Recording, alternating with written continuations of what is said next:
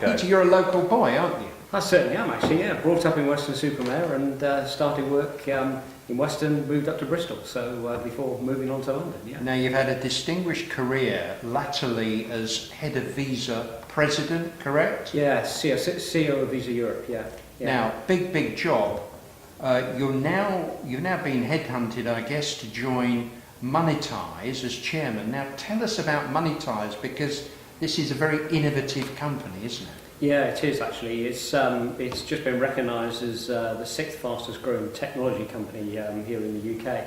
Actually, I retired from Visa. I kind of hit the age of 60 and decided it was time to do something different. And I knew about Monetize actually because as part of my role in Visa, we were looking for a way to move quickly into mobile payments, and we were looking for companies that we could partner with to help us.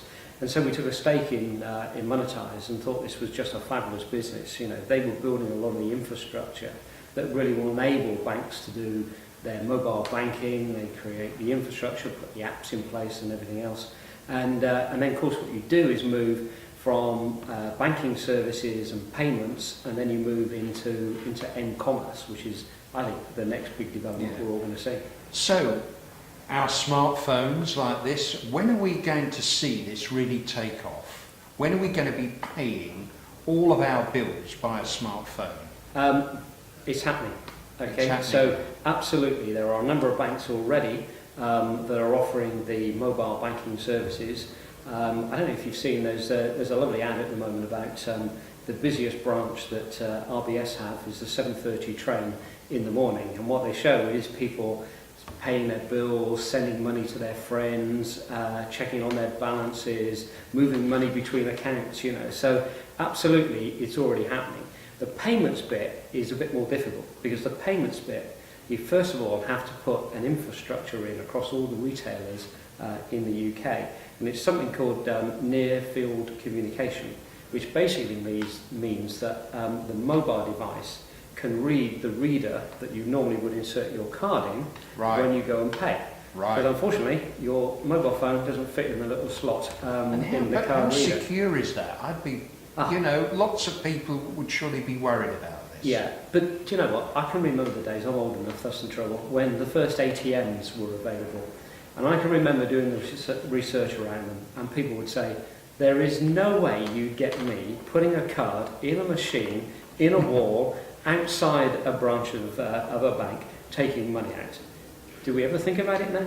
You know, I mean, we all do it, and the thing is, anything that is done, particularly when Visa's involved with it, Visa, it's the trust in the brand that is so significant. Visa would never, ever launch anything that isn't secure.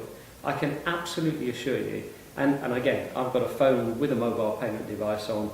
I love it, it's convenient, it's quick. It's now available in a lot of major stores as they're rolling them out. You might see the little contactless sign, the reader on some of these. That means then, as soon as they've got those machines in, you can then start to wave your mobile phone against them once we get the payment device onto the phone. It is so secure. Honestly, I can guarantee you, if it's got Visa on it, Your it's personal secure. guarantee. If it's Visa, it's secure. Now, about the whole banking system, the economy, Prime Minister bangs on, and so does the Chancellor, about austerity. Yeah. You know, it's going to last for a lot of years to come. How do you see that? I'm basically far more optimistic, I have to say. We've been through a lot of tough times, and the trouble is, you almost get into a mindset of how do we get out of this? Where are the opportunities and everything else? Maybe it's the type of industries I've kind of worked in around the kind of mobile device, but I just think the opportunities are absolutely huge. What we need to do now is start investing for the longer term. One of the problems is so many companies are sat on lots of cash and they are not investing. So, of course, the austerity will continue if we don't invest for the future growth of businesses and therefore for the economy. So that's the mindset we've got to break out of. But surely